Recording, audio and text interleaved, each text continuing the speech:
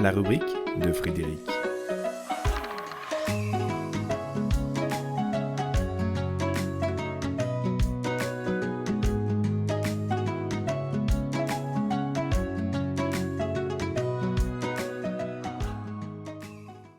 Pour qui? Pourquoi? Pourquoi pour qui? Deux petites questions banales, usuelles, deux petites questions de rien du tout, qui peuvent ouvrir des horizons ou nourrir des prises de tête invalidantes. Et pourtant, pourquoi pour qui sont les deux faces d'une même pièce qui paient son tribut à l'évolution. Pourquoi entamer telle ou telle action et à qui profite-t-elle? Quand le pourquoi pointe son nez, cherchons le pour qui, car il n'y a pas de pourquoi sans pour qui, ni de pour qui sans pourquoi. Pourquoi sonne le glas? Pour qui sonne le glas? Pour dire qu'il sonne pour quelqu'un ou quelque chose et qu'il y a une raison précise à cela. Pourquoi vouloir plus et qui profite d'un plus, globalement et particulièrement? Pourquoi s'engager dans telle ou telle action et pour qui? À qui bénéficie-t-elle intérieurement et extérieurement? Pourquoi acheter du chocolat si ce n'est pour satisfaire notre corps émotionnel?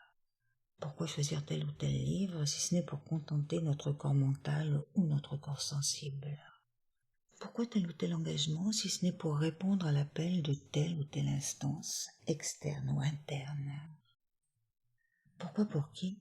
C'est une question à deux volets qui dessine le diagramme de nos avancées, de nos stagnations et parfois même de nos apparents reculs.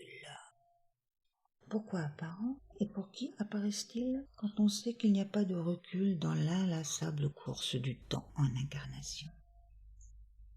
Pourquoi et pour qui ces trompeuses reculades?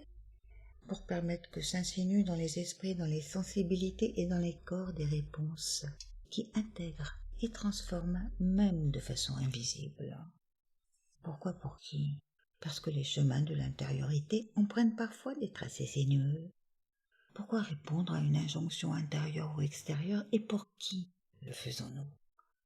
Pourquoi écrire une rubrique? Pour qui? Pour qu'une partie de soi comprenne nouvellement un événement. Pour ouvrir un champ de vision, même si l'angle de vue diffère de façon presque imperceptible. Pour partager à d'autres, car ce qui est dit à l'un est ainsi dit à tous. L'humain est cellule d'humanité et chaque cellule fait son job. C'est son pourquoi. Et le pour qui, c'est l'ensemble auquel on appartient. L'ensemble que l'on choisit consciemment de servir une fois que l'on cesse de donner une importance démesurée au qui ne navigue qu'autour de notre nombril. Pourquoi? Pour qui? C'est la question de l'été à se poser et à se reposer au fil des jours pour observer l'essentiel ou les priorités auxquelles on se consacre sans se raconter d'histoire. Pourquoi? Pour qui? Pour évoluer évidemment et pour permettre au grand tout d'exprimer toutes ses qualités à travers toutes nos individualités. Pourquoi? Pour qui? Deux aspects d'une vision, un œil droit et un œil gauche, qui donnent au champ de la conscience de nouvelles perspectives, invitant à cheminer vers de plus justes appréciations. Bel été!